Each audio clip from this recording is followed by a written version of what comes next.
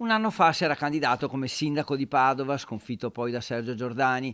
Francesco Peghin da allora non è rimasto a guardare e, vista la sua passione per il mondo dello sport, è riapparso all'improvviso con la carica di presidente del Calcio Padova.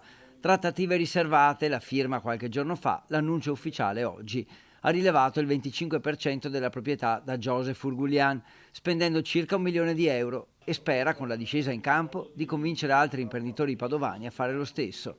Una scelta di passione, di amore per lo sport e per la società che è il massimo emblema dello sport padovano, per ricreare fiducia nella piazza, e quindi questo aspetto secondo me non è secondario e vale la pena. Gli obiettivi sono finanziari, ma anche quello di ricreare un ambiente sereno, e nella conferenza stampa di presentazione di Peghin, invece, la stampa locale si è lamentata di avere poco interscambio con i dirigenti del club. Entrando in prima persona, anche con una quota di rilievo, di poter dare una mano per perseguire degli obiettivi che da sportivo, da agonista non possono che essere ambiziosi, però sono anche scaramantico, per cui è meglio non dichiararli. Confermato il direttore sportivo Mirabelli: nonostante le contestazioni della piazza, evidentemente la società ha giudicato positivo il suo operato.